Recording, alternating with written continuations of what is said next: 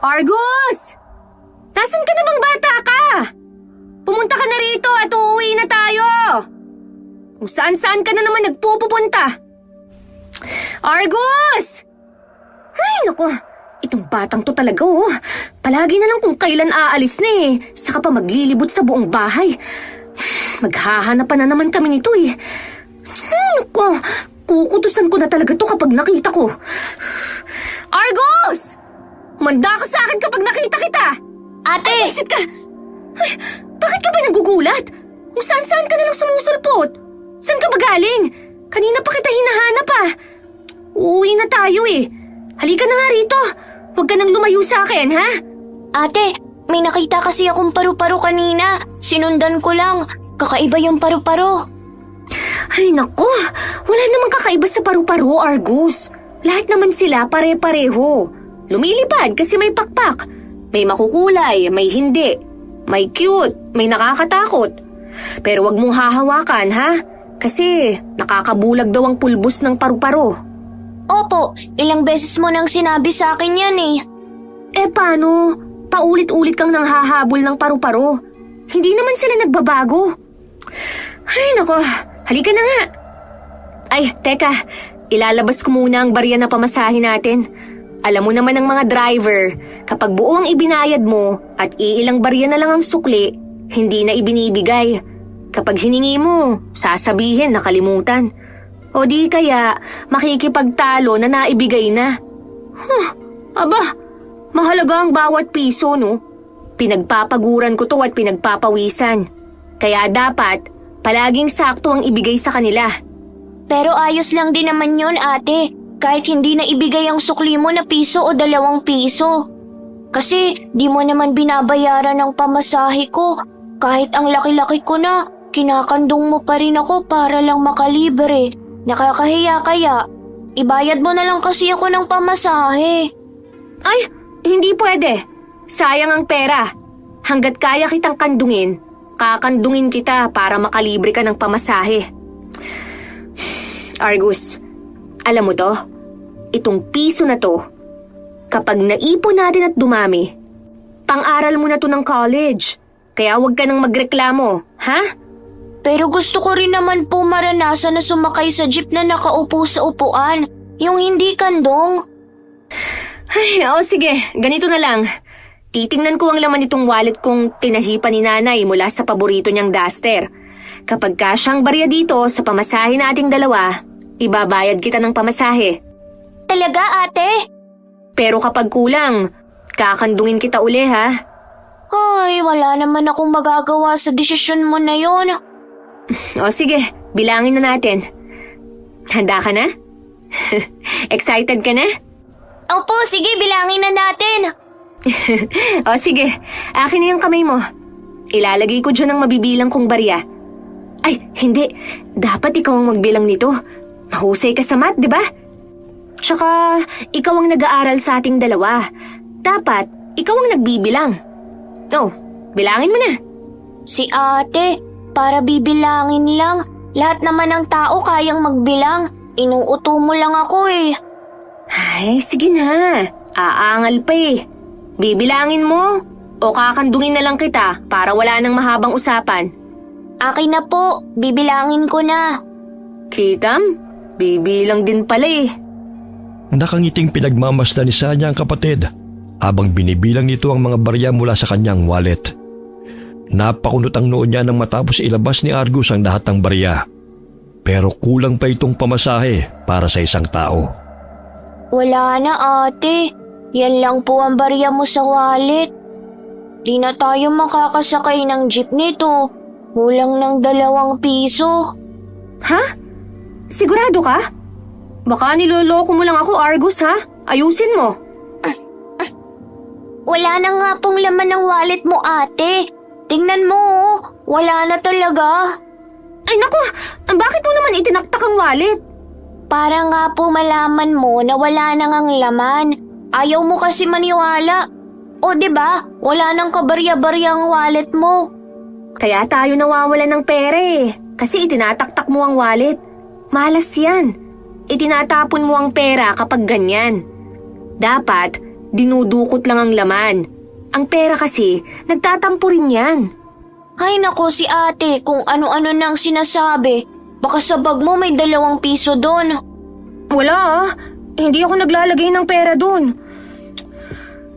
Paano na to? Hindi na tayo makakasakay ng jeep. Nako, ayoko maglakad ate, napakalayo. Hindi talaga pwede. Kasi sa kalagitnaan ng daan, nagpapakarga ka. Ang laki-laki mo na kaya. Tsaka, hating gabi na tayo makakarating sa bahay kapag ganun. Ang bagal mo pa naman maglakad. Ano nang gagawin natin? Nag-iisip nga ako. Alam ko na. Halika, samahan mo ko. Saan po? Basta, sumama ka na lang. Pinuntahan nila ang isang silid sa malaking bahay na kanilang nililinis tuwing araw ng Sabado at Linggo. Kakaiba ang silid na yun. Dahil ang tanging laman lamang nito ay mga banga na iba't ibang itsura, sukat at laki. Ate, anong ginagawa natin dito? Sa itsura mo mukhang may gagawin kang hindi maganda. Lagot ka sa may-ari ng bahay. Tumahimik ka nga. Wala na akong ibang maisip kaya ito na lang. Ano ba kasi yun? Ano bang pinaplano mo? Natatandaan mo yung maliit na banga na puno ng barya? Opo. Yung palagi mong pinupunasan at sinisilip kung madami na ba ang laman? Oo, yun nga. Naku po! Balak mo bang kumuha ng barya doon, ate? Masama yan. Pag nanakaw po yan. Bago mawala si mama, bili niya na huwag tayong gagawa ng masama. Tapos magnanakaw ka? Hindi naman tayo magnanakaw, Argus. Hihiram lang tayo ng barya dun sa banga na ginagawang alkansya ni Sir Dennis. Kapag sumahod na tayo mula sa paglilinis dito sa bahay niya, papalitan ko na lang ang barya na kinuha natin. Pero ate, masama pa rin po yan kasi kukunin mo nang walang paalam. Saan naman ako magpapaalam? Wala nga siya rito, di ba? Kung nandito siya, babali na lang ako ng pamasahe natin kesa kumuha dito sa alkansya niya. Tsaka, wag mo nga akong pigilan, ha? Anong gusto mo? Kumuha tayo ng barya o maglalakad ka? Kasi ate... Oh, di ba? Wala ka ring maisip na ibang paraan? Tsaka kailangan na nating umuwi kasi malapit nang gumabi.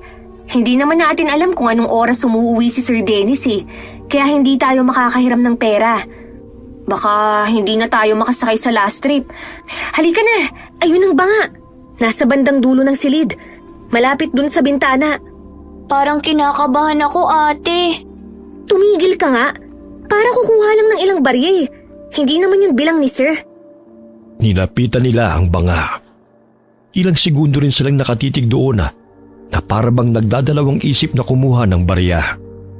Nakailang kurap si Argus dahil kakaiba ang tingin niya sa banga.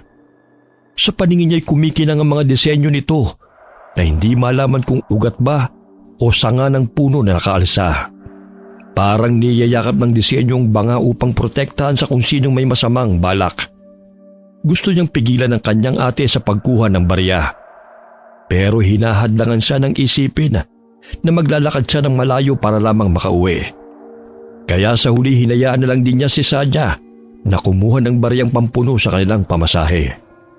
Habang dinudukot ng dalaga ang barya, unti-unting pumasok ang ilang paru-paro mula sa labas ng nakabukas na bintana.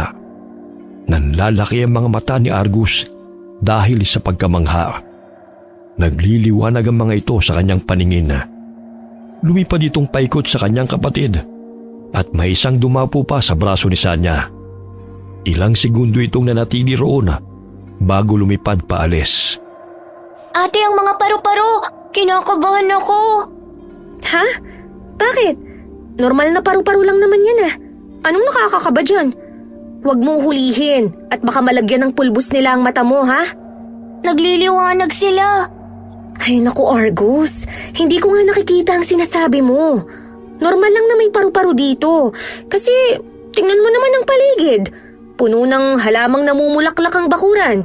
Tapos marami pang puno.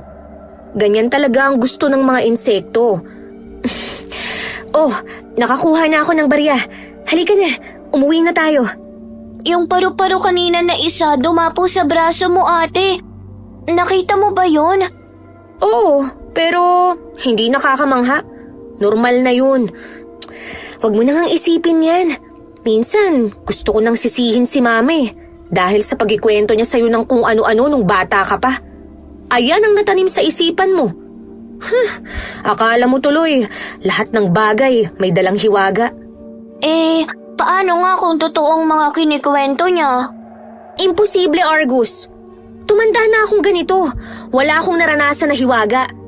Kinikwentuhan din naman ako ni Mama noon bago matulog sa gabi. Pero hindi naman ako kagaya mo na iniisip talagang totoo ang lahat. Kaya mula ngayon, sa akin ka na makikinig, ha? Wala na si Mama. Matagal na siyang nasa langit. Namatay dahil sa pambubugbog ni Papa. Pero ate, nadulas po si Mama sa banyo at nabagok ang ulo niya kaya siya namatay. Hindi naman dahil kay Papa yun. Pero kaya siya napilay dahil binugbog siya ni Papa at napuruhan ng kanang paa niya. Kasalanan pa rin niya ang pagkamatay ni Mama. Kung hindi pilay si Mama, sa tingin mo madudulas siya? Ewan ko po. Huwag na nga nating pag-usapan yan. Naiinis lang ako kapag bumabalik sa isip ko ang mga nangyari. Kumukulo ang dugo ko kay Papa. Kagaya ngayon, pauwi na naman tayo.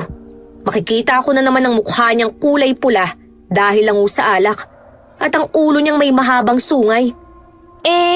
Wala naman ako nakikitang sungay sa ulo ni Papa. Parang ikaw naman yata ang matindi mag-imagine, ate. Masama kasi ang ugali niya, kaya may sungay siya. Halika na, umuwi na tayo. Mauna ka nang lumabas at ilalak ko pa ang main door tsaka ang gate. Pagkatapos gawin ni Sanya ang pagsasara ng malaking bahay, nagsimula na silang maglakad papunta sa abangan ng jeep. Nilingon pa ni Argus ang bahay ng mayamang lalaki. Nanlaki ang mga mata niya nang makitang dumami ang mga paru-parong umaaligid sa bahay na yun. Kumabog ang kanyang dibdib. Ang pagkamanghay na palitan ng takot at pangamba. Napahawak sa braso ni Sanya at inialis na ang tingin sa magarang bahay. Nang makauwi sila, naabutan nila ang kanilang ama na nakaharap na naman sa pagsusugal. Inugali na nitong magsugal kaysa magtrabaho at buhayin silang magkapatid. Kaya si Sanya na ang nagtatrabaho para itaguyod ang kanilang pamilya. Araw-araw ay nakatambay sa bahay nila ang mga kaibigan ng kanilang ama para doon sila magsugal habang nag-iinuman. Mabutit dumating na kayong magkapatid. Bakit ginabi kayo ngayon? Himala po at nagtanong kayo. Mukhang nag-aalala ka na sa amin ngayon Bakit naman ako mag-aalala? Ang tatanda na ninyo para alalahanin. Kaya mo nang bumuhay ng pamilya. Sinasabi ko lang, mabutit dumating na kayo. Sakto, gutom na ako. May dala ka bang pagkain? Wala po. Saan naman po ako kukuha ng pagkain? Paglilinis po ng malaking bahay ang trabaho ko doon tuwing Sabado at Linggo. Hindi po yun karinderya kagaya ng kay na Tio Manuel para makapag-uwi ako ng ulam. Ay di sana bumili ka na lang ng pagkain. Wala po akong pera. Kinsenas katapusan po ang sahod doon kay Sir Dennis. Malayo pa po ang katapusan. Kung nagugutom po pala kayo bakit hindi kayo tumayo muna dyan sa pagsusugal nyo at magluto? May sardinas naman po sa kusina. Tsaka may iniwan naman po kaming kanin bago kami umalis kaninang umaga. Siraulo ka ba? Tatayo ako? Kita mong nananalo na ako sa pagsusugal ko? Gusto mo akong malasin? Alam mo ikaw talagang peste sa buhay ko. Kaya ako minamalas Malang-mahal ka sa nanay mo. Umalis ka na nga sa harapan ko at baka itong napanalunan ko matalo lang. Pumunta ka sa kusina, magluto ka ng pagkain. Walang respeto sa magulang. Walang respeto? Hindi bagay sa'yo ang respetuhin. Dapat sa'yo, kinukutom. Ate, wag mo na pong patulan si Papa. Mukhang lasing na siya. Hayaan mo na lang. Tara na sa kwarto. Mauna ka na sa kwarto. Maliligo muna ako. Nagugutom ka ba? Magluluto ako. Busog po ako. Mabuti at marami ang pagkain na iniiwan ni Sir Dennis sa atin kaya busog na busog ako. Mas nararamdaman ko ang antok. Para akong napagod kahit di naman ako tumulong sa paglilinis. Paano kang hindi mapapagod? Puro kalaro at paghahabol sa paru-paro. Maglinis ka muna ng katawan bago ka sumampas sa kama, ha? Mauna ka na sa banyo. Pupunta muna ako sa kusina. Kukuha ako ng tubig na dadalhin sa kwarto. Sige po. Pagpasok ni Sanya sa kusina, tumirik ang mata niya sa inis. Nang makitang sandamakmak na kalat at hugasin sa lababo, naalam niya ang kanyang ama at mga kaibigan nito ang may gawa. Pero dahil wala namang ibang maglilinis doon, ay inunan niya nang gawin yon bago ang paliligo. Tapos na siya sa paglilinis ng kusina nang pumasok ang kanyang ama. Lasing ito at galit. Pagkain! Gusto mo ng pagkain! Nagugutom ako! Ipagkain mo ako! Bilisan mo! Hindi po ako nagluto ng pagkain. Bakit hindi ka nagluto? Kanina ko pa sinabi sa'yo na magluto ka. Ano na ang kakainin ko ngayon? Napakawalang kwenta mo talaga. Bubuksan ko na lang po ang sardinas. May kanin naman po eh. Sardinas? Na naman? Araw-araw na lang sardinas ang pinapakain mo sa akin. Punyetang buhay ito. Di mo ba nakikita itsura ko? Mukhang ang nawawalang ulo ng isda sa sardinas na yan, napunta na sa akin dahil sa kakakain ng pesting delata na yan. Ngayon niya lang napansin. Matagal na siyang mukhang sardinas. Pati nga ang kaliskis ng isda, nasa balat na niya. Pumunta ka sa karinderya ng tsuhi mo. Humingi ka ng ulam doon.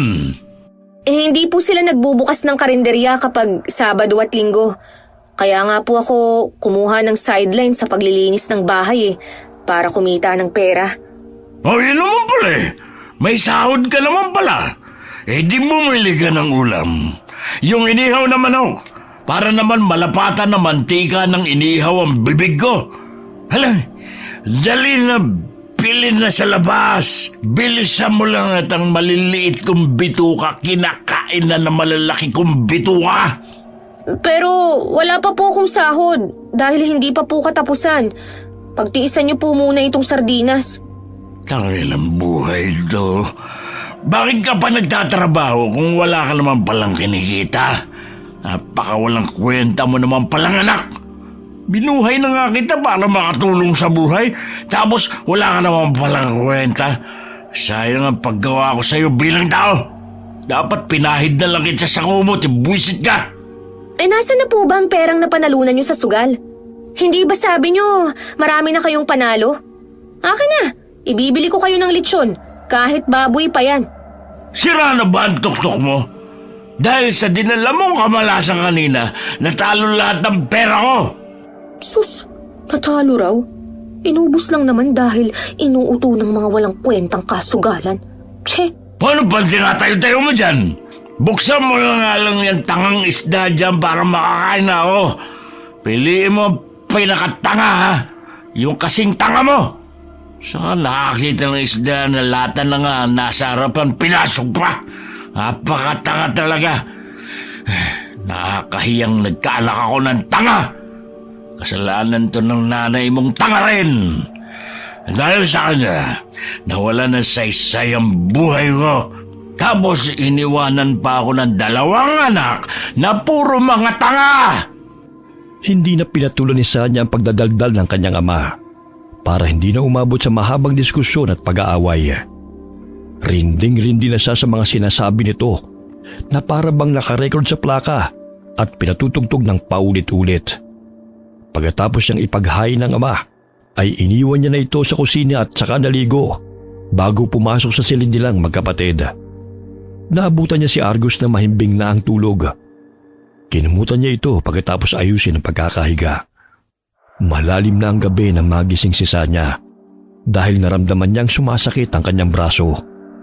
Inunat niya ito at iginalaw-galaw para maibsan ang pananakit. Pero mas naramdaman niya ang pagbigat nito. May kung ano pa siyang nararamdamang init sa braso na para bang apoy na nakagapos. Dumilat siya para tignan ito. at gano'n na lamang ang panlalaki ng kanyang mata dahil sa nakita. Ano to? Bakit may nakataling parang sinulid na itim sa braso ko? Sinong may gawa nito? Si Argus ba? Pinagtripa na naman ba ako ng batang to? Ako naman talaga, oh. Teka, ba't ayaw maalis? Tsaka, bakit parang ang init naman ng sinulid na to? Hoy, Argus! Gumising ka nga! Gising! Gising! Ano ba yun, ate? Umaga na ba? Saka bakit ka pa nang gigising? Di ba linggo pa lang? Sa Lunes pa po ang pasok ko sa school. Tingnan mo nga itong ginawa mo. Alisin mo nga itong sinulid na to. Ang init-init eh. Parang may apoy. Saan mo to nakuha, ha? Laro ka kasi ng laro sa kung saan-saan eh. Kaya kung ano-ano ang napupulot mo. Alisin mo to. Wala naman po akong pinupulot. Alin po ba ang aalisin? Ito oh. Itong itinali mo sa braso ko. Alisin mo na, bilis. Po, nananaginip ka ba? Wala naman akong itinali sa braso mo eh. Tsaka ang himbing-himbing ng tulog ko kaya. Kung hindi ikaw ang may gawa nito, sino? Dalawa lang naman tayo dito sa kwarto. Hindi naman makakapasok si Papa dito dahil palagi nating inilalak ang doorknob. Tsaka, hinaharangan pa ng upuan ng pinto.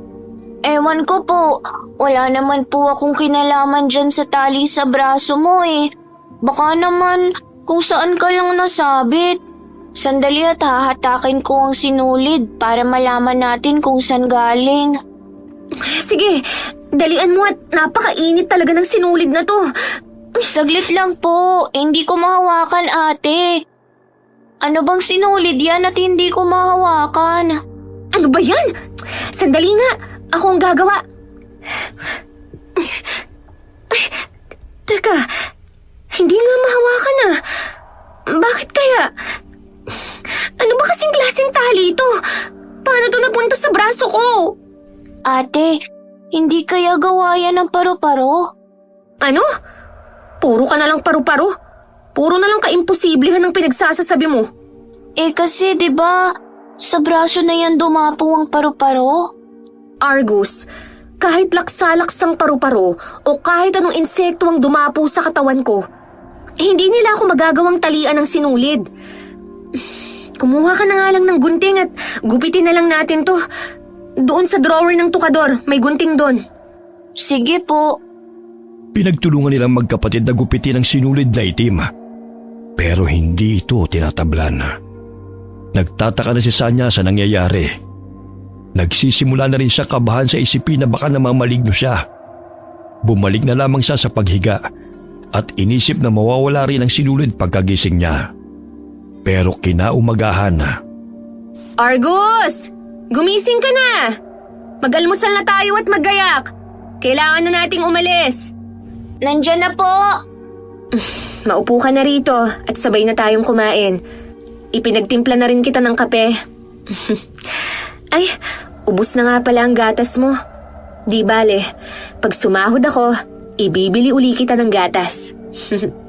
Ate, wag mo na po akong ibili ng gatas. Mukhang hindi naman nakakatulong sa pagtangkad eh. Mas masarap pa rin itong kape. Hindi lang naman pagtangkad ang naitutulong ng gatas. Pati ang pagtibay ng buto at pagtalino. Nag-aaral ka. Kailangan mo yun. Eh di kakain na lang po ko ng mani. Di ba pampatalino rin yun? Bakit kaya ang kulit mo? Kanino ka ba nagmana? Sa'yo po. Ikaw ang nagpalaki at nag-alaga sa akin eh. Kasalanan ko pa pala ang ganyan mong ugali, ha? Joke lang naman ate.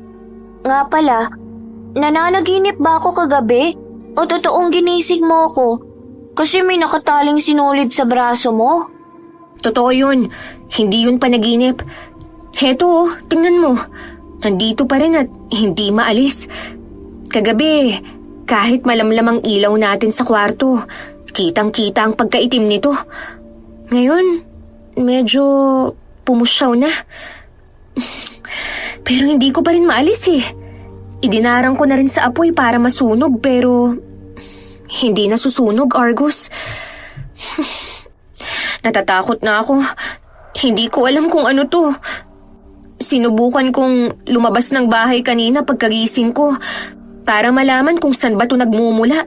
Pero hindi ko makita ang dulo eh. Parang napakalayo ng dulo kaya hinayaan ko na lang muna. Ano kaya yan? Nakakatakot naman, ate.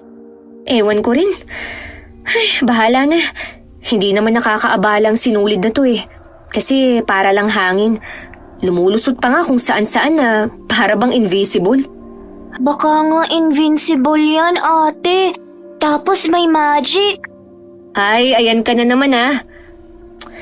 Pero, alam mo, hindi ko alam kung kanino ako lalapit para matanggal ang sinulid na to sa akin. Ay, hayaan mo na nga muna tong problema ko. Kumain ka ng kumain at nang makabalik na tayo sa bahay ni Sir Dennis, ang sunod ko namang gagawin dun ay itrim ang mga halaman sa bakuran. Maglalakad tayo, ate. Di ba wala ka ng pera kagabi? Paano tayo pupunta doon kung wala na tayong pamasahe? Huwag kang maingay ha. Kagabi kasi, nakatulog si Papa sa sala.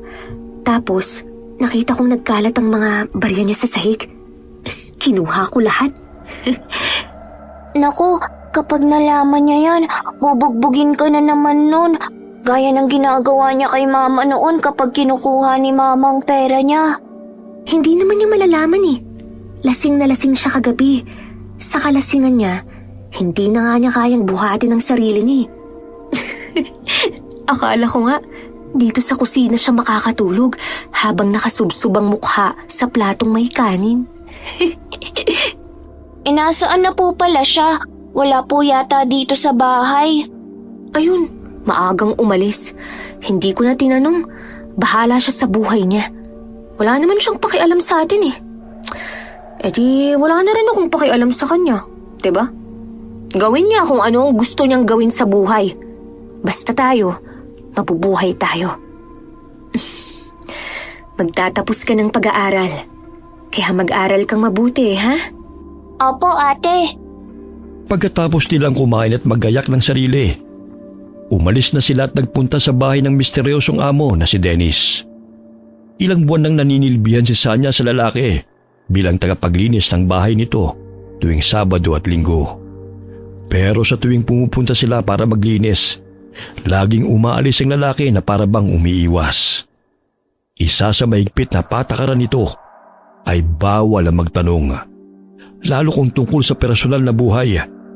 Kaya walang alam ang magkapatid sa kanilang amo, kahit na maliit na detalye.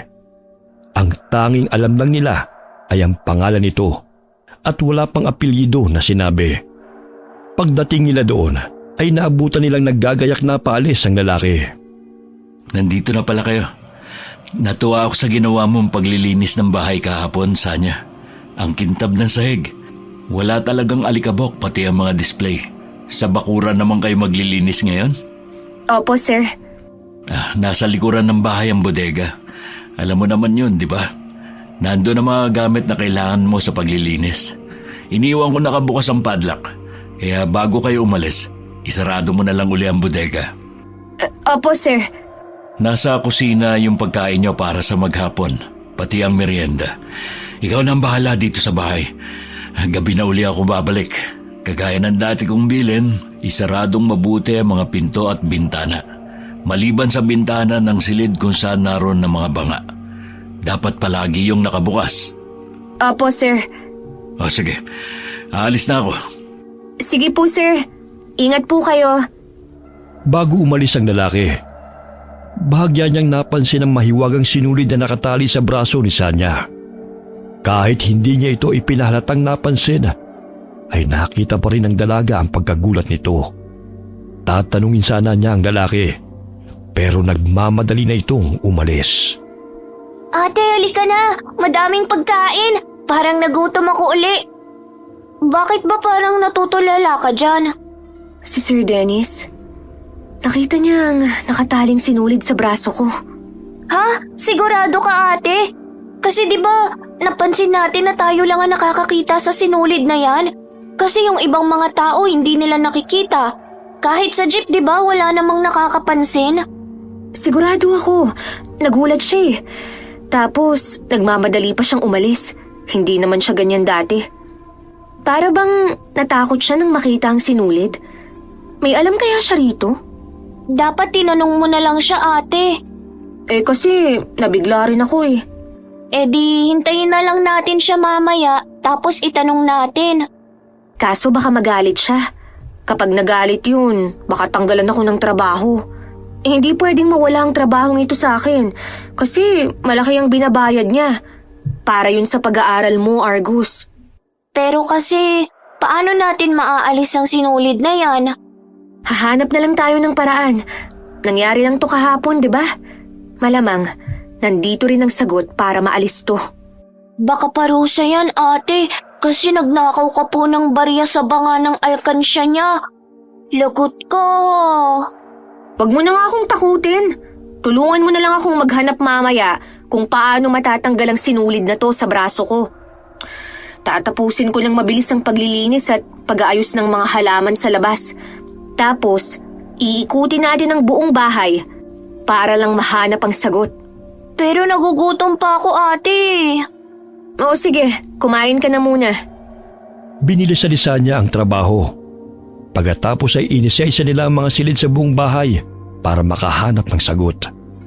Pero kahit anong gawin nila, ay hindi pa rin sila makakita ng pwedeng pamputol sa sinulid. Tinignan din nila ang banga na pinagkunan niya ng barya. Pero nalaman niyang hindi konektado roon ang sinulid dahil wala roon ang dulo nito. Hapon at naghihintay na lamang ng oras ng pag-uwi ang magkapatid. Nakatulala si Sanya habang malalim na nag-iisip. Ate, marami pang natirang pagkain. Iuuwi po ba natin to? Oo, pagkatapos mong kumain, iligpit mo at ilagay sa plastic. Sinabi naman ni Sir na iuwi na lang natin ang mga tirang pagkain. Anong oras kaya uuwi si Sir Dennis? Kailangan ko siyang makausap. Kapag ginabi siya, ate, mahihirapan na tayong makauwi. Baka hindi tayo makaabot sa last trip ng jeep. Yun na nga eh. Kaya dapat, umuwi siya ng maaga ngayon. Teka, narinig mo yun? Tumunog ang wind chime na nakasabit sa pintuan. Baka dumating na siya. Sandali, ate, ako nang titingin. Sige. Pagkaalis ng kapatid, nakarinig naman si Sanya ng mga yabag na papalapit sa kanya. Inakala niyang si Argus na ito kasama ang kanyang amo. Pero nang lingunin niya ay wala siyang nakitang ibang tao. Sinulyapan niya ang kapatid sa sala at nakita niya itong palinga-linga sa labas ng pintuan na parabang may hinahanap. Natuon din ang paningin niya sa wind chime na nakasabit sa itaas ng pintuan. Kahit kasi wala namang malakas na hangin, ay gumagalaw ng malakas ang wind chime. Dahilan para tumunog ito ng tumunog. Nanunuot sa kanyang pandinig ang ingay nito hanggang sa mapatakip na siya ng tenga dahil halos makabasag na ito ng eardrum. Sumakit na rin ang kanyang ulo at nagsimula na rin siyang magsisisigaw hanggang sa tuluyan na siyang mawala ng malaya. Nagising siya dahil panayang yugyug sa kanya ni Argus habang umiiyak. Ate! Ate! Gumising ka na, please! Argus? Ate! Gising ka na! Akala ko hindi ka nagigising. Anong nangyari? Nakita na lang kitang walang malay sa sahig. Pinilit lang kitang hilahin at ihiga kita dito sa sofa sa sala. Ang bigat-bigat mo eh. Buti na lang, tinulungan ako ng mga paru-paro. Bakit ka ba hinimatay? Sumakit ng matindi ang ulo ko. Sandali, anong oras na? Hala, madilim na sa labas. Paano na tayo uuwi? Sandali, anong sabi mo? Sino ang tumulong sa'yo? Sila po, ate. Ang mga kaibigan kong paru-paro. Anong bagay yan? Anong klaseng insekto ang mga yan? Ang dami nilang lumilipad-lipad dito sa loob ng bahay. Tsaka, Bakit sila nagliliwanag? Mga alitap-tap na kasing laki ng paru-paro? Hindi sila paru-paro, Argus. Baka nga hindi, ate. Kasi naiintindihan ko sila. Nakakapagsalita sila. Ay, sus ko! Kung ano-ano na ang nangyayari sa atin dito sa bahay na to. Pero gabi na, hindi na tayo makakauwi ngayon. Wala na tayong masasakyan na jeep. Dito na lang po muna tayo matulog. Madami namang kwarto eh. Hindi naman po siguro magagalit si Sir Dennis.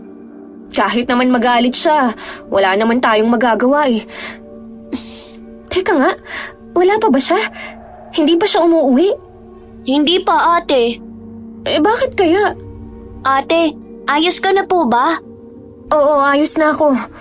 Nagugutom na po ako. Ako rin, nakaramdam na rin ako ng gutom. Halika na, pumunta na tayo sa kusina. May tira pa namang mga pagkain, di ba? Iinitin ko na lang. Ate, di ba may 4 na kwarto dito sa bahay na to? Pang-5 yung kwarto ni Sir Dennis. Pwede ba akong mamili ng tutulugan natin ngayon? Aba, may pagpili ka pa talaga ha? Ano ka? Aampunin ni Sir at may karapatan kang mamili ng kwartong tutulugan? Nakakahiya ha? Kahit nga yung guest room hindi natin gagamitin eh. Kasi hindi naman tayo sinabihan. Walang alam si Sir na inabutan tayo ng gabi dito. Kaya sa sala tayo matutulog. Tabi na lang tayo sa sofa. Malapad yun at malaki kaya kasya tayo dun. Sayang naman. Gusto ko pa naman dun matulog sa isang kwarto na may mga stuffed toy. Doon ko kasi laging nakikitang mga paru-paro. Di ba may mga halamang namumulaklak doon sa balkonahe? Ang ganda ng kwarto na yun, ate. Kaya siguro laging doon pumupunta ang mga paru-paro kasi may mga bulaklak. Hindi pwede, Argus. Hindi natin to bahay. Pero tayo naman ang naglilinis nito. E dilinisin na lang natin.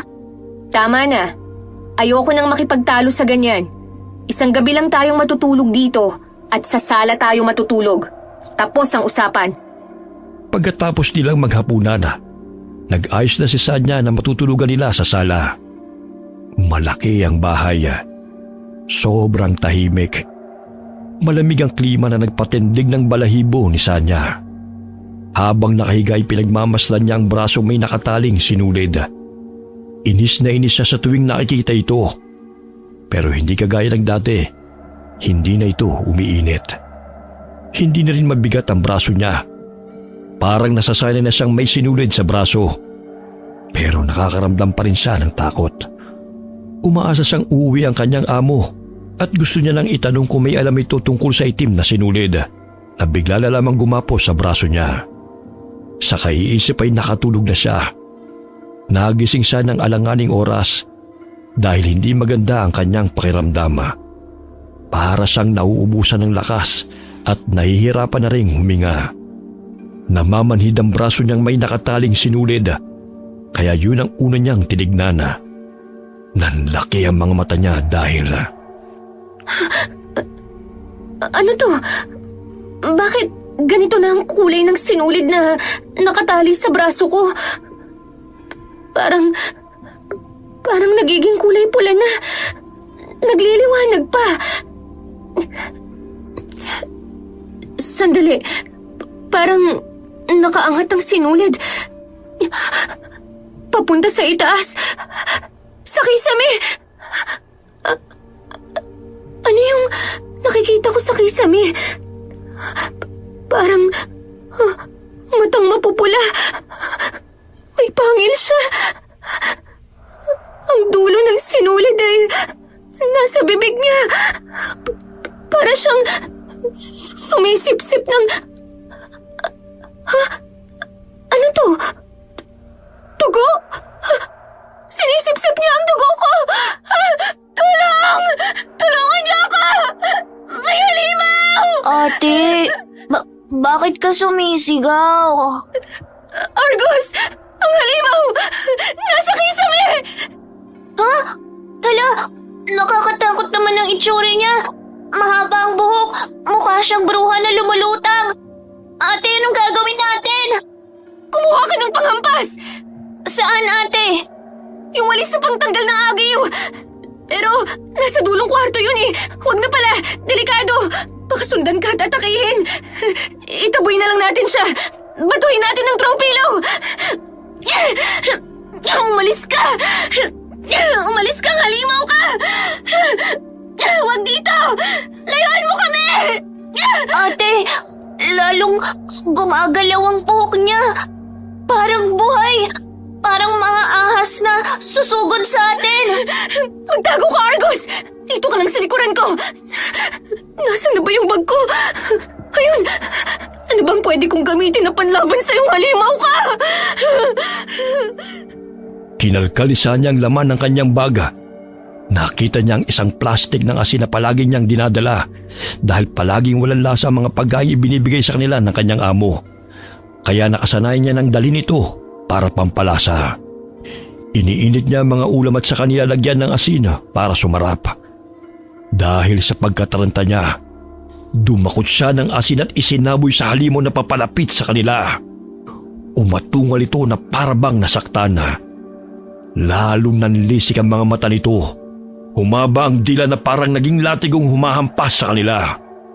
Panay ang saboy niya ng asina, kaya hindi makalapit ang halimaw. Sa huli lumipad ito at lumabas ng bahay. Dumaan ito sa nakabukas na bintana sa sala.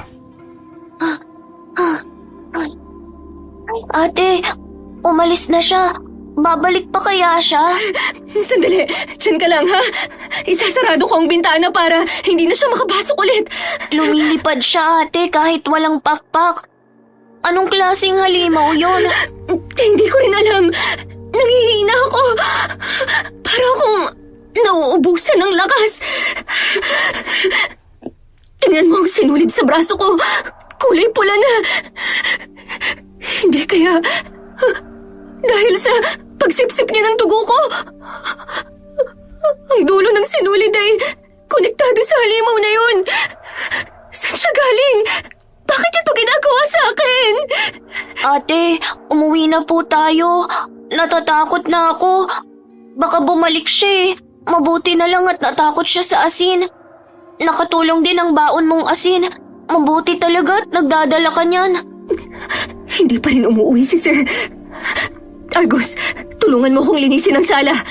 Kailangan nating walisin ang asin na nagkalat at ayusin ang mga ginulo natin dito. Baka biglang umuwi si Sir Dennis. Sige po. Hala ate, natumba ka. Bakit? Ayos ka lang po. Nanghihina ako. Nalalambot ang tuhod ko. Maupo ka na lang po sa sofa. Ako na pong bahalang maglinis ng mga kinalat natin dito. Kaya mo ba? Opo, malaki na ako ate. Salamat, Argos. Pagkatapos malinis ang sala, dumating na rin ang amo ni Sanya matapos ang ilang sandali. Nagulat pa ang lalaki nang makita silang naroon pa sa bahay. Pero matapos magpaliwanag ni Sanya, ay naunawa naman siya ng lalaki. At nagdesisyon itong ihatid na lamang sila sa kanilang bahay. Habang nasa biyahe sakay ng kotse, naglakas loob si Sanya na magtanong sa kanyang amo. Sir Dennis, huwag niyo po sanang masamain ha. Pero gusto ko lang po sanang magtanong kahit alam kong nasa patakaran po ninyo na bawal yun. Ano yun? Ano ho kasi, may nangyari ho kasing kakaiba sa akin.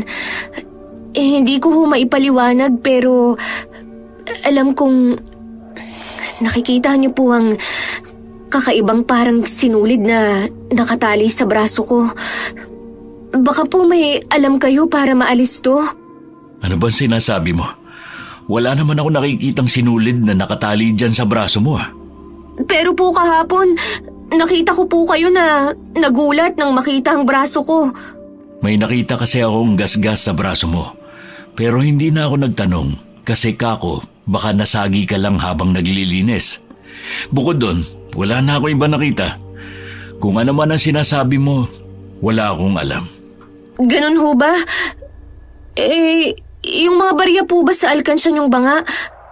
Normal na pera ho ba yun? Oo naman. Bakit? Pasensya na po kayo May kasalanan po kasi akong nagawa Kumuha po ako ng barya doon kasi nagkulang po ang pamasahe ko. Pero mula po noon, nangyari na ang mga kababalaghan sa bahay niyo. Masyadong malikot ang imahinasyon mo. Dahil yun sa wala kayo makausap sa bahay habang naglilinis. Dahil na rin siguro sa dami ng mga gusto nyong malaman kung ano-ano na naiisip nyo. Normal na bahay lang ang bahay na yun. Bahay pa yun ay pinundar ng mga magulang namin. Kaya lang wala nang tumira mula nang mamatay sila. Kasi lahat kami magkakapatid may sarili ng bahay na naipundar. Kaya pinapalinis ko na lang linggo-linggo. Hindi rin ako natutulog sa bahay na yun. Kaya ho pala mukhang pinamamahayan na ng mga maligno at halimaw. Dapat po sigurong ipabless ang bahay, sir.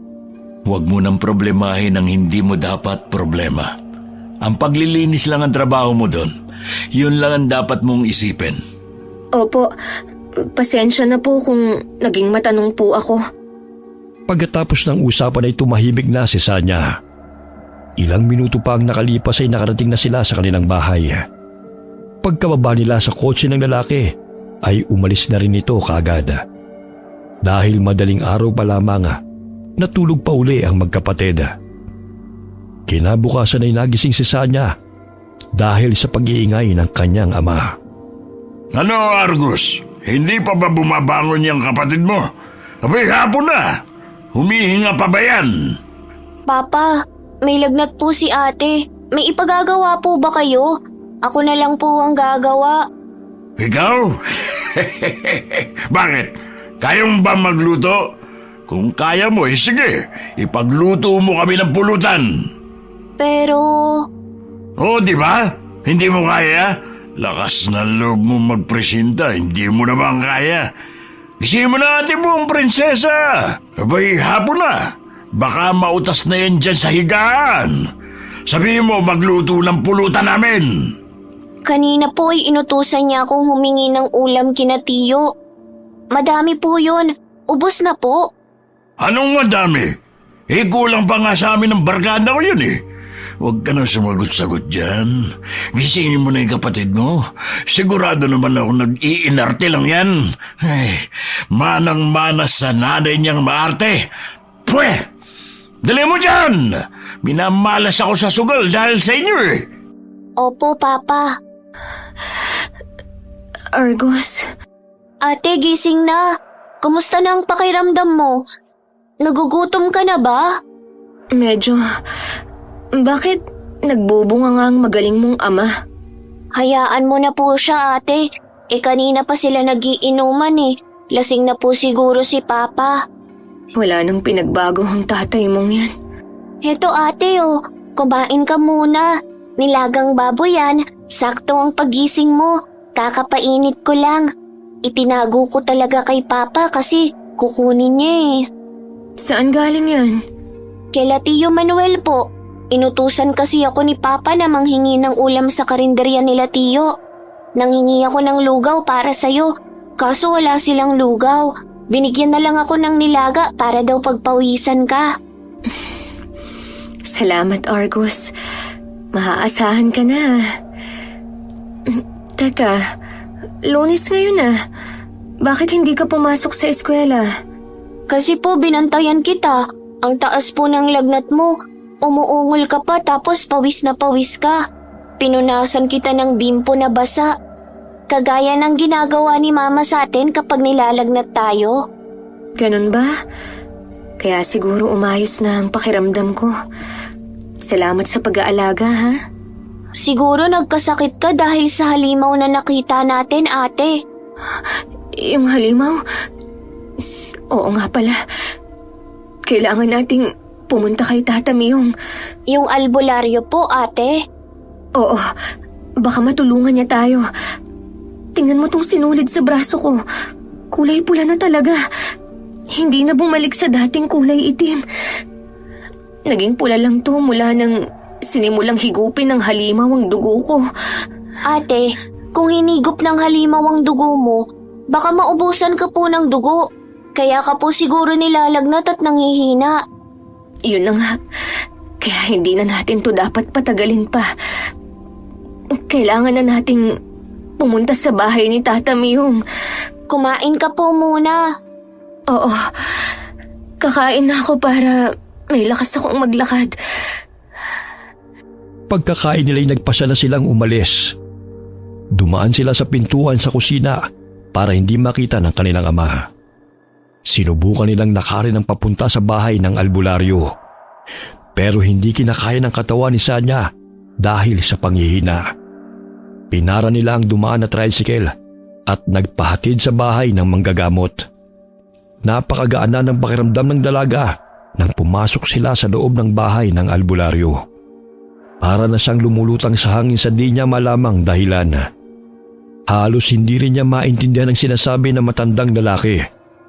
Nang hawakan ito ang kanyang palapulsuhan, napasinghap siya at humagod ng hangin. Maya-maya'y bahagyang gumang ang pakiramdam niya. Nadidinig na niya ang boses ng matanda. Anong nangyari sa iyo? Sobrang putla mo. Kung hindi ka nakapunta ngayon dito bukas, pinaglalamayan ka na. Tulungan niyo po ako. Pakiramdam ko, may humihigop sa lakas ko. Unti-unti akong nanghihina. Nakikita niyo po ba ang sinulid na nakatali sa kanang braso ko? Oh, Talaga po. Salamat po. Mabuti po at nakahanap kami ng makakatulong. Bakit po kaya ako nagkaroon ng ganyan? Bigla na lang pong pagising ko. May nakatali ng sinulid sa braso ko. Hindi ko alam kung paanong nangyari. Kulay itim po yan dati. Unti-unting naging kulay pula. Parang may kung sinong sumisip-sip sa dugo ko. isang hamok ang gumagawa niyan sa iyo. Hamok? Ano po yun, Tata Miyong? Ang hamok ay isang uri ng makapangyarihang aswang kung saan ay gumagamit sila ng buhok para sumipsip ng dugo ng tao. Pero kakaiba ang paraan ng aswang na sumasalbahe sa iyo. May kasama itong sumpa. Napasailalim ka sa isang ritual na matagal nang umiiral at naghahanap lang ng pagkakataon para makapambiktima. Sumpa? Ritual? Ano po yun? Paano po nangyari yun? Ikwento mo sa akin kung ano mga ginawa mo para malaman natin kung saan ito nagsimula. At nang malaman din natin kung paano ito matatanggal. Base sa nakikita kong kalagayan ng sinulid na nakagapos sa iyong braso, marami-rami ng dugo ang naihigop niya sa iyo. Kailangan na natin siyang supilin bago ka pa mapahamak. Ate, baka talagang may kinalaman po sa barya na kinuha mo dun sa banga. Nagsimula lang naman po ang lahat ng to mula nung kumuha ka ng barya dun eh. Barya? Anong barya ang sinasabi ng kapatid mo? Nasaan na ito? Kasi ho, Tata Miyong, kinulang po kami ng pamasahe pa uwi. Kaya kumuha ako ng barya sa alkansyang bangha ng amo ko. Posible po ba talaga na doon nagsimula? May kinalaman kaya ang barya? Kaso, naibayad ko na po ito sa jeep eh. Sakto lang po kasing pandagdag sa pamasahe ang barya na kinuha ko. Sige, aalamin natin yan.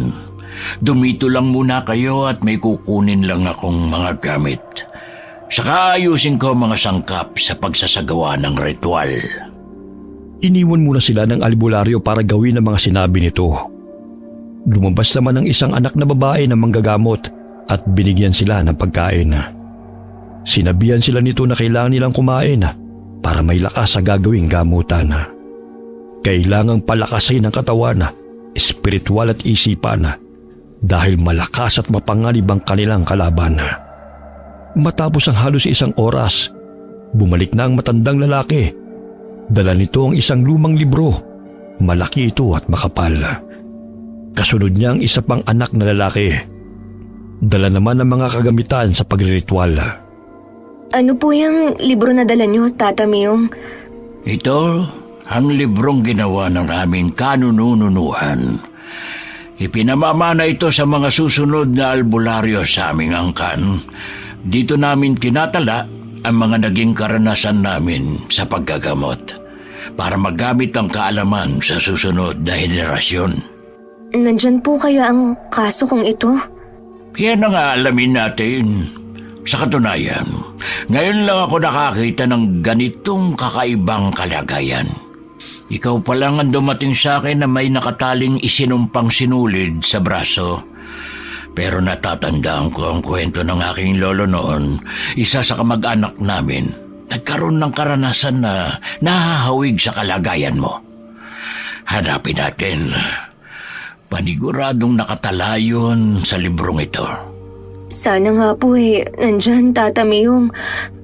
Pakiramdam ko, bawat segundo hinihigop ng halimaw ang aking dugo. Hindi ako pwedeng mamatay. Hindi ko pwedeng iwan ang kapatid ko sa walang kwenta naming ama.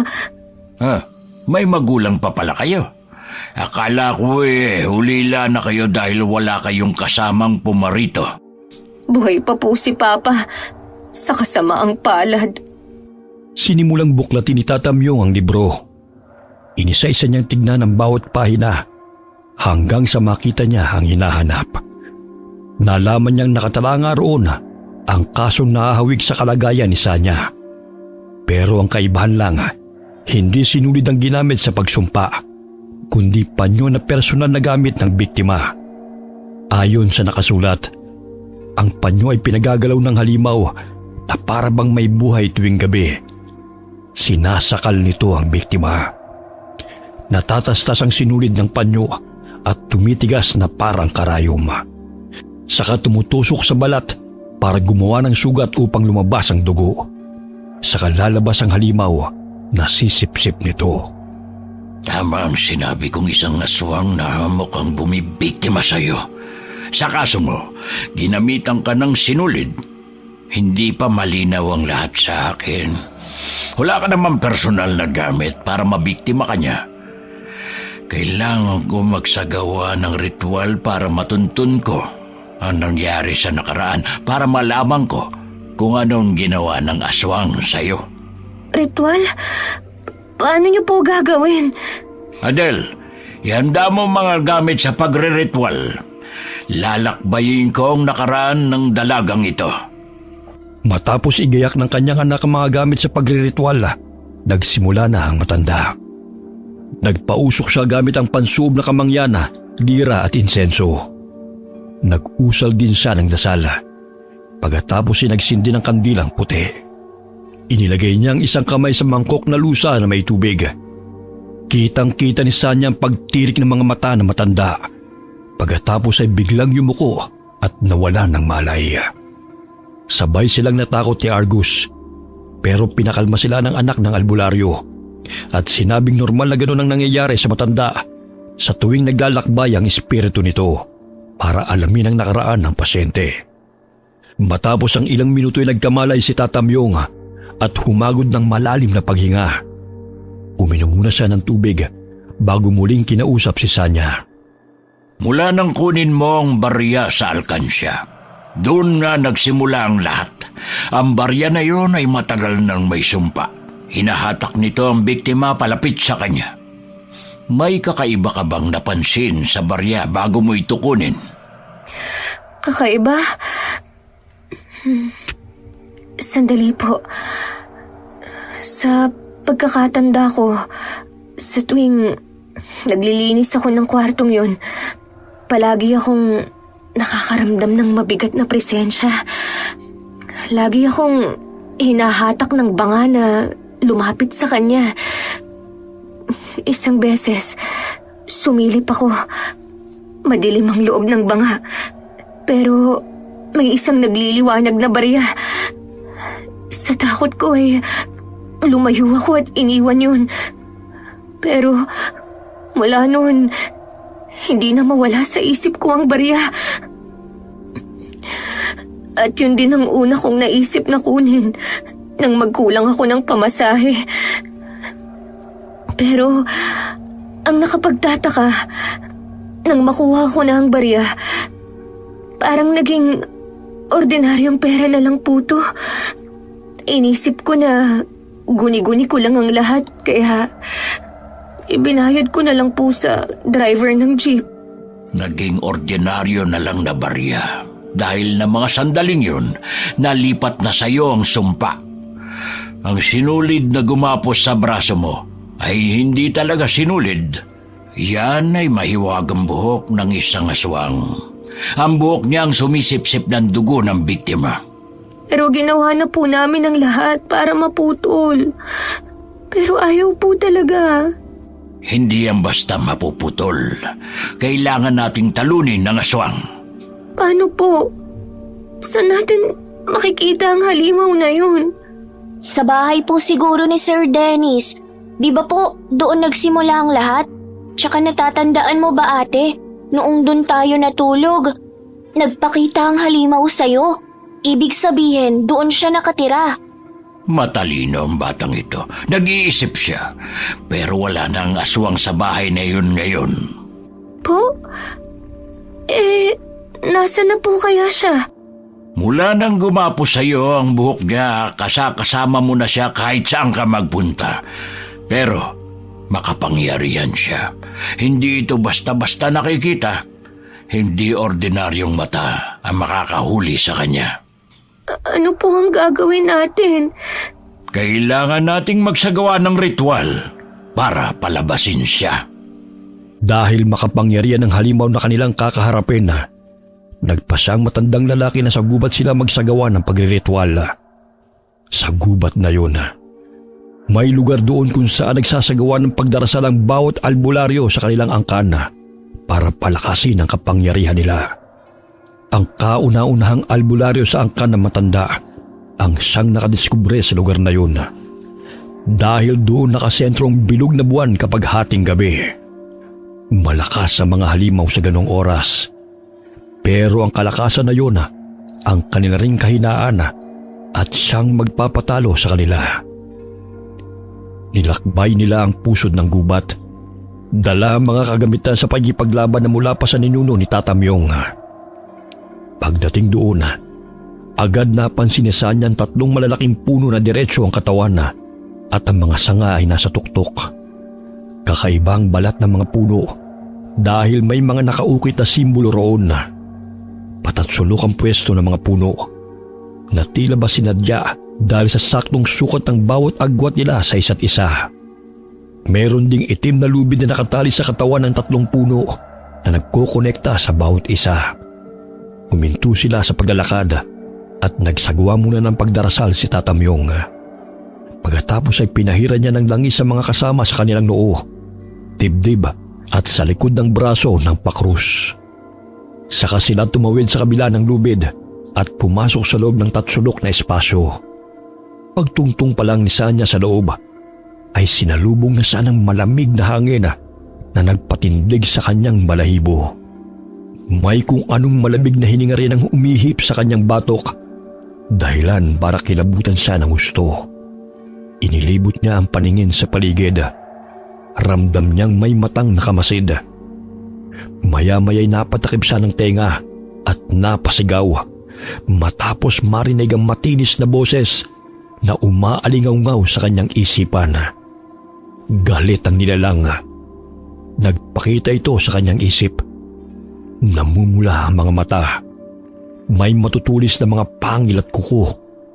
At may mahabang buhok na tila may buhay na gumagalaw sa hangin. Pulang-pula ang mga hibla ng buhok nito na para bang dinadaluyan ng dugong nagmumula sa kanya. Ate! Magpakatatag ka, Sanya. Alam kong gagawin niya ang lahat para matalo ka. Lahat ng takot ay padadala niya sa'yo. Wala siyang ibang hangad kundi ang patayin ka. Ubusin ang dugo mo sa katawan at kapag namatay ka, lilipat lang siya sa bagong biktima. Kailangan natin siyang matalo para hindi na muling makapambiktima pa ng iba. Ate, ayos ka po ba? Oo, Argus. Ayos lang si ate. Dapat hindi ka na sumama dito. Delikado to para sa'yo. Ayoko po. Hindi kita iiwan. Matapang naman ako, ate. Lalabanan ko ang halimaw na yun. Nakita mo to? Nagdala talaga ako ng gunting. Kulay gold pa. Gugupitin ko talaga ang buhok niya ngayon. Humanda siya sa akin. Ikaw talaga. Nakuha mo pang magpatawa. Doon ka lang pumesto, ha?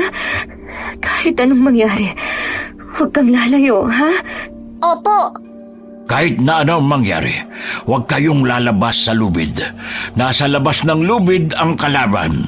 Naghihintay lang siya na tumawid tayo roon. Saka siya sasalakay. Opo, nararamdaman ko siyang nakamasid lang.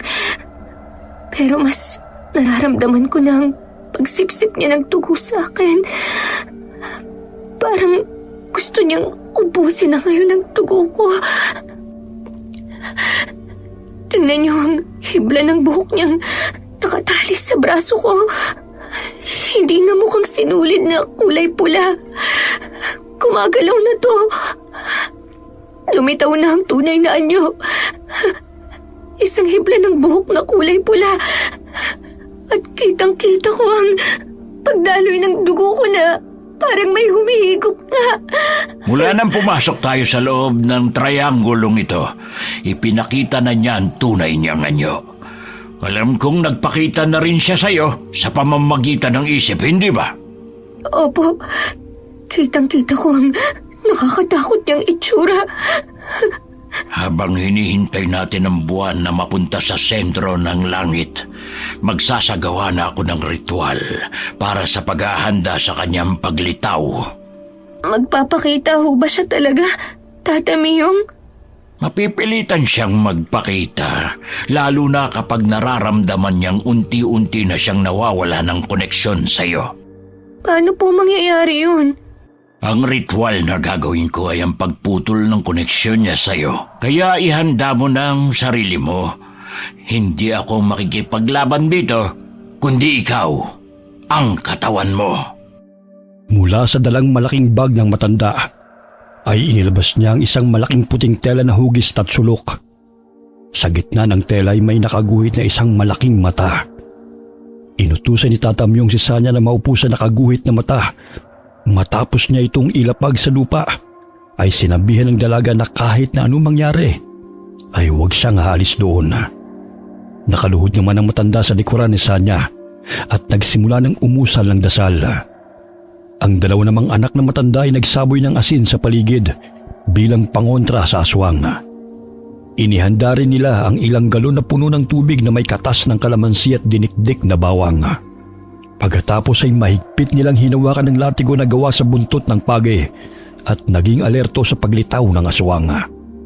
Habang nagsasagawa ng ritual ang matanda, ramdam na ramdam ni Sanya ang galit ng aswang sa pamamagitan ng marahas na paghigop sa kanya ng dugo. Napapasigaw ang dalaga dahil sa pagkakataong yun ay nakakaramdam na siya ng sakit na para bang hinihiwa ng kutsilyo ang kanyang palapulsuhan. Maya-maya ay malakas na pagtawa ng halimaw ang umalingaw-ngaw sa paligid. Hala, nakakatakot naman. Argus, huwag kang lalayo. Kahit anong mangyari, huwag kang aalis sa pwesto mo, ha? Opo, ate. Dito lang po ako sa tabi ni kuya. Nandiyan na siya. Unti-unti na siyang nagpapakita. Lumalakas na ang hangin. Kiniginaw ako. Nakikita niyo ba siya? Nasa harapan ko siya. Nakalutang sa hangin. Sumasayaw sa hangin ang mahaba niyang buhok. Pulang-pula. Parang mga ahas na buhay. Huwag kang aalis sa kinauupuan mo kahit na anong mangyari. Hayaan mo lang siya. Hindi siya makakapasok dito sa loob. Dahil kung gagawin niya yon ay matutusta siya. Tulong! Gumapos pa ako ang buhok niya. Kinihila niya ako. Adel, Mochi, sabuyan niyo ng asin ng aswang. Ate, huwag kang sasama sa kanya. Huwag kang lalapit dito, Argus! Gugupitin kong buhok na yan! Diyan ka lang, bata. Huwag kang lalapit sa aswang. Hindi makakatulong ang dala mong gunting sa kanya. Pero hinatak na po niya ang ate ko. Bibitiwan niya rin ang ate mo. Hindi makakatagal ang aswang sa loob ng trianggulo. Bumitiw na siya! Inalis na niya ang buhok niya sa paa ko! Bumitiw lang siya, pero lalo siyang lumapit. Kailangan niyang ipakita ng buo ang kanyang sarili para matalo natin siya. Ano po ang balak niyong gawin, Tata Mayong?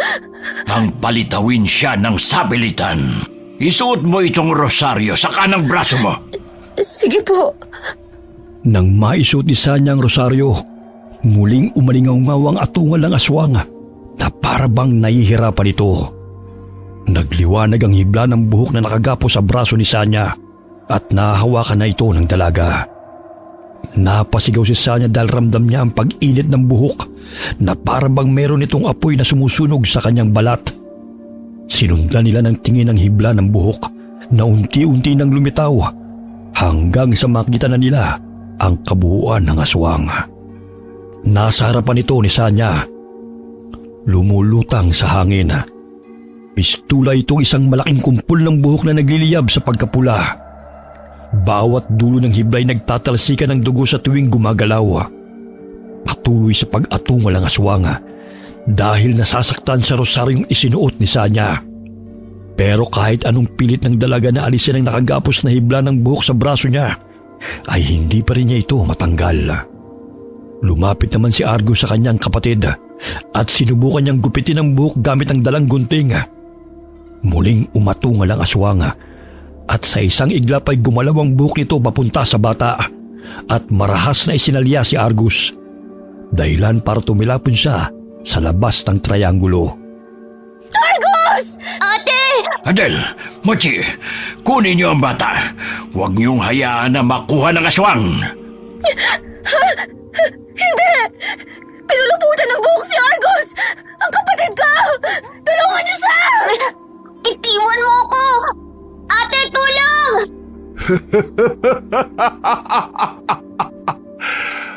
Akala niyo ba matatalo niyo ako ng ganun-ganun lang? Hindi niyo mababawi sa akin ang pagkain ko. Sa akin siya. Ako ang nakakita sa kanya. Bakit ba kayo nakikialam? Pakawalan mo ang kapatid ko! Parang awa mo na! Huwag mo siyang sasaktan! Nagpakita ka na rin sa wakas. Natutuwa akong makakita ng isang hamok. Marami akong katanungan pero hindi na yun mahalaga. Ang mahalaga ay ang lubayan mo ang dalagang ito. Hindi mo siya pwedeng gawing pagkain lang. Huwag mo kong utusan, tanda! Hindi ikaw ang masusunod dito kundi ako. Hawak ko ang batang to. Wala nang silbi sa akin ang babaeng yan. Pwede ko na siyang pakawalan. Dahil ang batang to, sa kanya na ako kukuha ng dugo! Huwag! Pakiusap! Huwag ang kapatid ko! Huwag si Argus! Ako na lang. Pahig akong ipagpatuloy mo ang pagsipsip sa dugo ko. Kahit ikamatay ko pa. Huwag lang ang kapatid ko. Parang awa mo na. Pero sa itsura mo, mukhang hindi ka natatagal. Kailangan ko na rin kumuha ng bagong pagkain. Hindi na kita kailangan. Ang batang to, siya na ang pagkain ko ngayon. Hindi! Yan ay kung kaya mong gawin. Anong ginagawa mo sa buhok ko, tanda? Bitiwan mo yan! Humasok ka dito sa loob ng trianggulo. Dito tayo magtos. Wag! Wag mo akong hilahin dyan! Bitiwan mo ako! Nakipagtagisan ng lakas si Tatamyong sa aswang. Tinulungan rin siya ng kanyang mga anak na hatakin papasok sa loob ng espasyo ang halimaw. Nang magawa nila itong hatakin, umatungal ang aswang na parabang nasasaktan sa apoy. Naging magulo ang galaw ng mga buhok nito at para siyang nakukuryente. Naglayuan naman sila at lumabas sa kabila ng lubid. Hinatak ni Adel si Sanya palabas dahil hindi ganong makalakad sa panghihina ng katawan. At mula sa kanilang pwesto ay pinagmasdan nila ang aswang na nagwawala habang umaatungal. Pilit itong lumilipad. Pero may kung anong enerhiya ang telang puti at hinahatak siyang pababa sa lupa. Sa bawat lapat ng paa ng aswang sa tela ay para siyang sinisilaban. Nalalapnos ang balat nito at umuusok pa. Dali-dali namang tinakbo ni Mochi si Argus para tulungan ang bata matapos mabitiwan ng aswang. Ano po ang nangyayari sa aswang, Tata Miyong? Nakikipaglaban siya sa enerhiyang bumabalot sa loob ng trianggulo na yan. Ang 3 puno at ang lubid na kumukonekta sa bawat isa ay may orasyon. Nagiging pananggalang ito para maproteksyonan ang tao mula sa mga masasamang nilalang. Pero sa oras na makapasok sa loob ang halimaw, nagiging sandata ito para matalo sila. Kaya pala, ayaw niyang pumasok sa loob at pilit niya akong inahatak palabas. Sandali. Bakit? Ano nangyayari sa'yo? Ang buhok niya gumapos sa braso ko. Hinihila niya ako palapit sa kanya. Tulungan niyo ako! Kumapit ka sa kamay ko. Adel, hagupitin niyo ng latigo ang aswang. Madali kayo. Sabuyan niyo rin ang tubig na nasa galon. May kalamansi at bawang ang mga yon. Sa tingin niyo ba matatalo niyo ako ng ganun-ganun lang? Hindi ako papayag. Ibigay niyo sa akin ang babaeng yan! Hindi mo siya makukuha! Nagsambit ng orasyon ng matanda habang nakikipaglaban naman sa aswang ang kanyang mga anak. Gumawa naman ng paraan si Argus para tulungan ang ate niya. Ipinilit pa rin niya ang gunting. Ginamit niya yun sa buhok ng aswang na nakagapos sa braso ng kapatid. Nagulat sila dahil nagugupit na ng ordinaryong gunting ang buhok nito. Pero sa galit ng halimaw, ang bata ang kinuha niya. Mabilis niya itong pinuluputan ng buhok at saka marahas na hinila palapit sa kanya. Argus! Akala ko ba babae handa mong isakripisyo ang sarili mo kapalit ng iyong kapatid? Bakit hindi mo ginawa kanina? Ayan tuloy! Nakuha ko na naman ang bata! Hindi. Huwag si Argus. Hindi na ako lalaban. Kusa na akong pupunta sa'yo. Pakawalan mo lang siya. Hindi! Hindi mo na ako mauuto ngayon! Kung hindi ikaw ang makukuha ko, ang batang to na lang!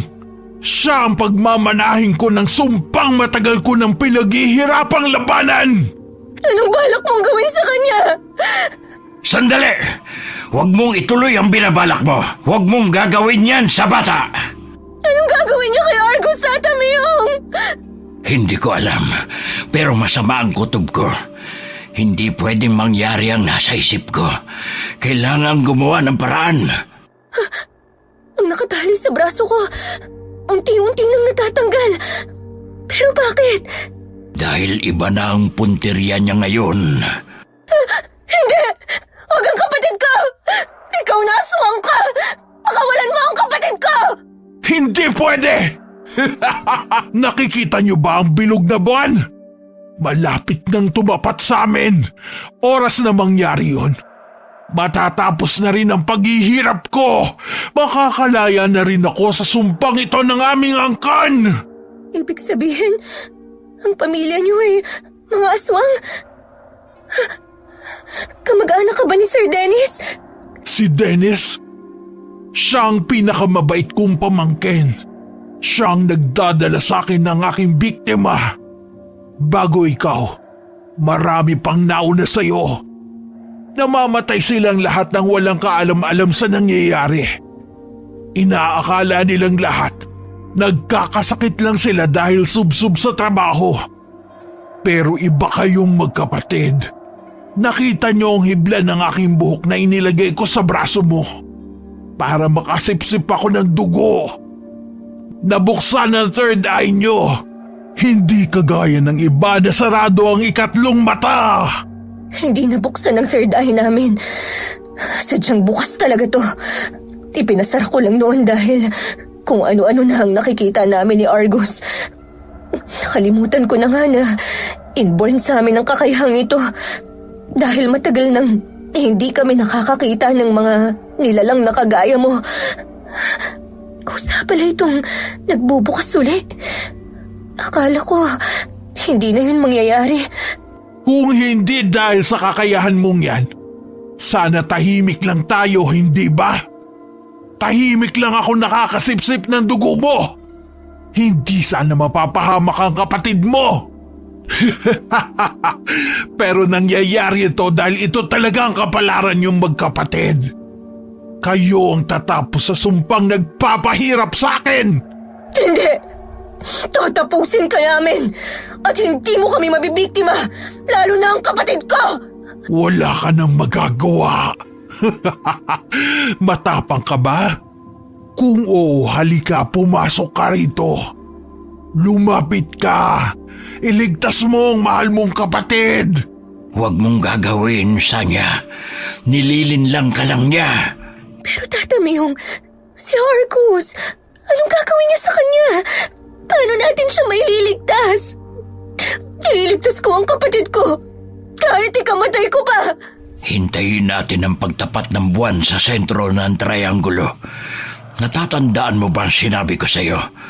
Ang oras na kalakasan nila ay kanila rin namang kahinaan. Walang masama sa paghihintay.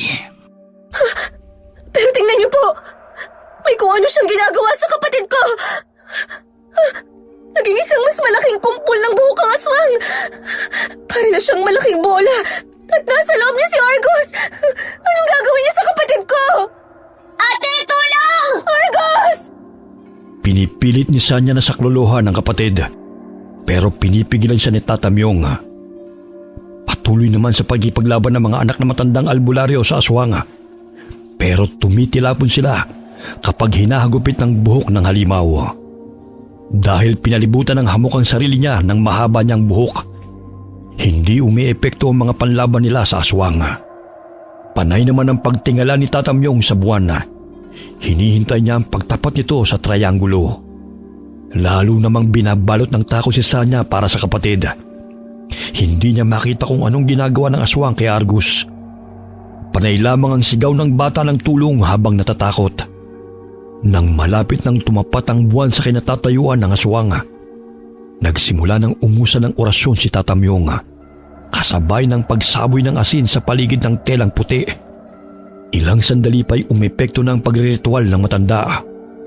Umaatungal ang hamok na parabang nasasaktan na at unti-unting kumakalas ang buhok nito mula sa pagkakakumpol. Maya-maya'y lumantad na ang aswang. Hawak nito si Argus. May ilang hibla ng buhok ang nakasakal sa bata. Inutusan ni Tata Myung ang anak niyang lalaki na hagupitin ang aswang gamit ang buntot pagi. Kada lapat ng latigo sa katawan ng hamok ay umaatungal ito.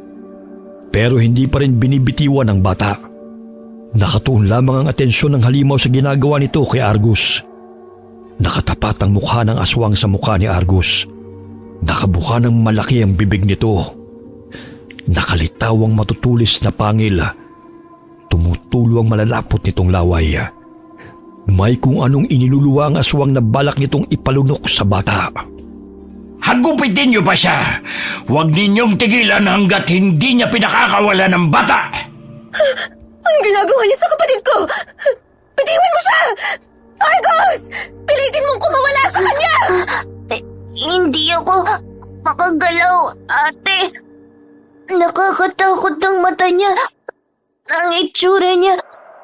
Nakakatakot. Argus! Alam kong matapang ka!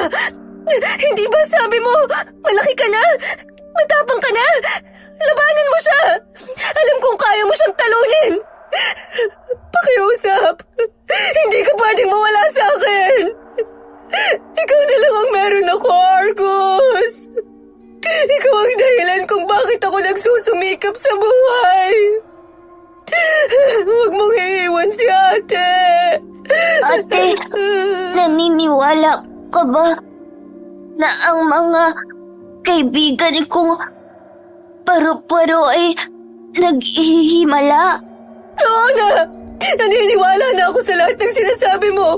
Basta labanan mo lang ang aswang na yan! Nandyan na sila, ate. ang mga kaibigan kong paru-paro, parating sila. Tutulungan nila ako. Nakikita mo sila? Ang mga paru-paro! Bakit nandito sila? Lumilipad silang paikot sa kanila. Talaga bang kaibigan mo sila, Argus? Hindi yan mga ordinaryong parparo. Mga maliliit na diwata ang mga yan. Tinutulungan nila ang kapatid mo. Panayang sigaw ng aswang dahil sa pagkainis sa mga maliliit na diwatang umaaligid sa kanila ni Argus. Pinagalaw niya ang mahabang buhok para hagupitin ng mga paru-paro, pero mabilis silang nakakailaga. Lalong nagliwanag ang mga diwata dahilan para umatungal ang aswang. Nasilaw ito sa liwanag na taglay ng mga lambana.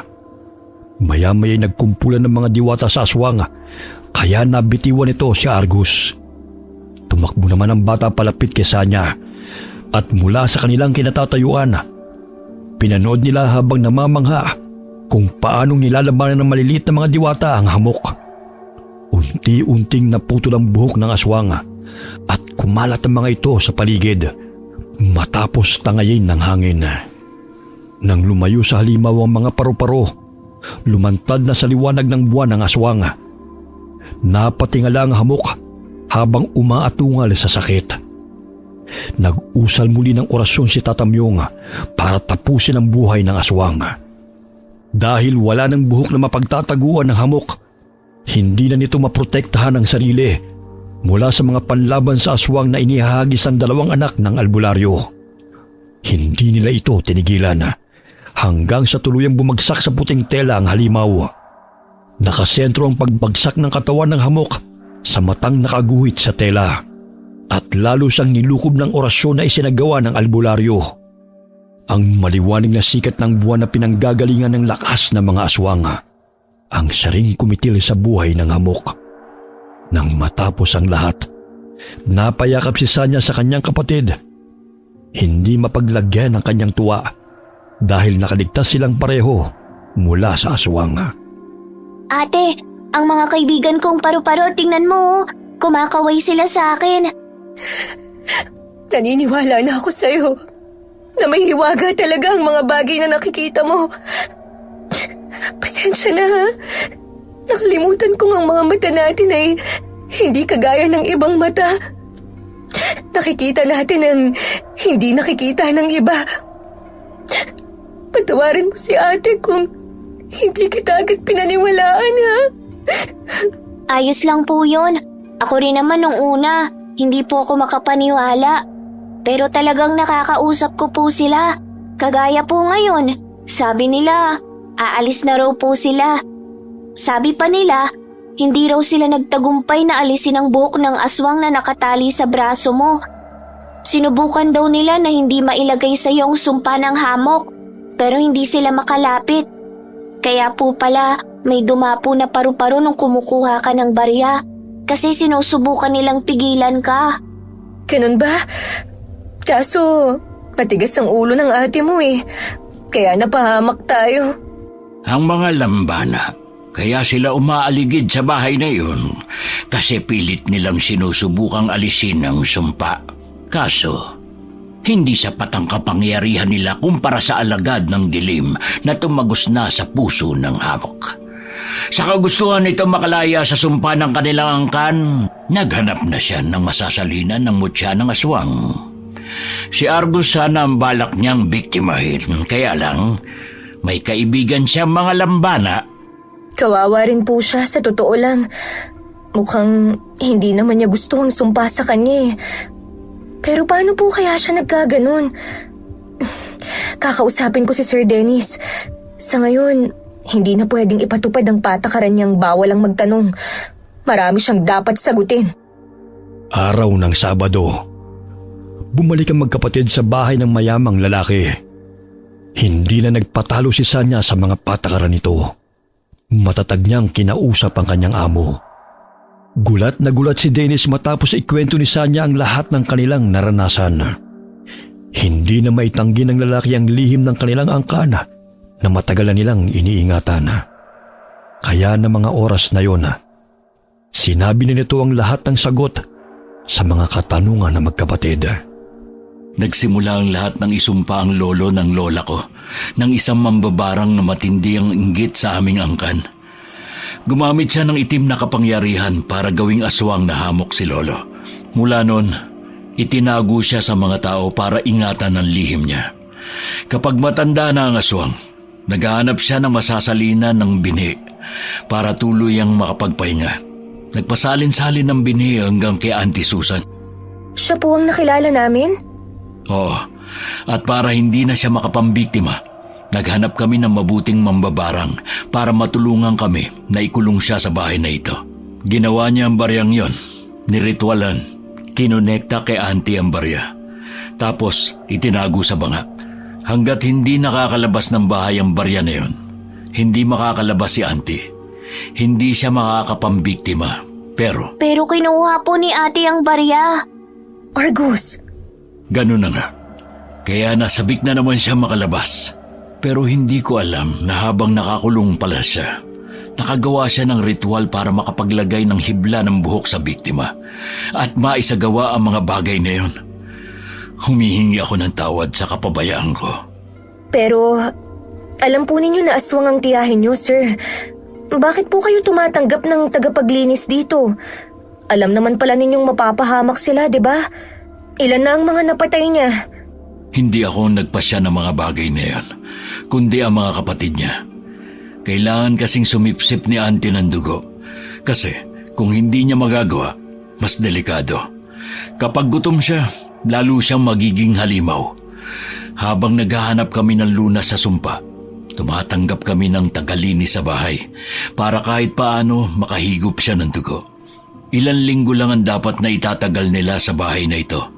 Tapos magpapalit na kami ng tagalinis. Pero sila mapilit. Ayaw nilang umalis sa trabaho dahil sa malaking sahod. Kaya sila napahamak. Pero bakit po ako? Hinayaan yung tumagal. Wala kayong sinabi na dapat ay ilang linggo lang pala. Dahil na makita ko kayong magkapatid, nakita ko ang takot sa mga mata ni Auntie sa kauna-unahang pagkakataon.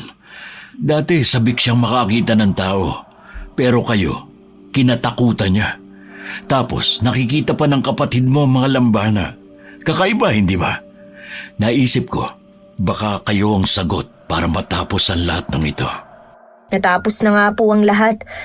Pero siguro, hindi aabot sa sitwasyong mga nganib ang buhay naming magkapatid kung hindi kayo naglihim. At walang patakaran na bawal ang magtanong. Kung sasagutin ko ba mga tanong niyo kung sakali, maniniwala ba kayo? Makakatulong ba kayo? O baka matakot kayo? Tatakbo at ipagkakalat ang iniingatan naming sikreto. Ay, may punto naman po kayo. Ay, siya nga po pala. Heto po, nagdala ko ng kaunting abo ng tiyahin nyo. Naging abo po kasi siya nung masikatan ng araw. Pasensya na rin po kung napatay namin siya. Huwag kang humingi ng pasensya. Dapat nga magpasalamat ako sa inyo kasi kayo ang tumapos sa sumpa ng aming angkan. Maraming salamat. Ate, paano na yan? Hindi na ba tayo maglilinis dito? Ha? Ano kasi? Hindi ko naman kayo tinatanggal sa trabaho. Pwede pa naman yung ipagpatuloy kung gugustuhin nyo. Wala na namang nakakatakot na aswang sa bahay na ito kaya wala nang panganib. At siya nga pala, bilang ganti ko sa kabutihan yung magkapatid, sasagutin ko na ang pag-aaral yung dalawa hanggang sa makatapos kayo sa kolehiyo. Ho? Ate, nakakapag-aral ka na rin daw, sabi ni Sir. Nakakahiya naman po. Hindi nyo naman po kailangan gawin yun eh. Maliit na bagay lang naman po ang nagawa namin. Hindi yon maliit na bagay. Buhay nyo ang inyong tinaya. Kaya wag na kayong tumanggi. Naku po. Salamat po, sir. Dahil sa kagustuhan ni Sanya na makatapos din ang pag-aaral, tinanggap niya ang alok ng amo. Kaya nang sumunod na pasukan ay bumalik na siya sa pag-aaral. Hindi na siya nagtrabaho sa karinderya ng tiyuhin. At tuwing Sabado at Linggo ay pumupunta silang magkapatid sa malaking bahay para linisin ito. tuwang-tuwa si Argus sa tuwing bumabalik sila sa bahay na yon. Dahil doon niya nakakalaro ang mga kaibigang paru-paro. Okay, sana po nagustuhan niyo ang kwento natin ngayon. Shout out po tayo sa Imperial and Grefaldia family. Kamusta po kayo? Shout out po kina Jenny May, Billy Ray, at kay Ray Buendia from Lucy Buendia from Nueva Ecija. Kamusta po? Hi po kay Sally Albino from Kawayan City, Isabela. Hi kay Malu Suklan ng Cuenca, Batangas. Alright, maraming salamat po sa inyo and God bless all of you.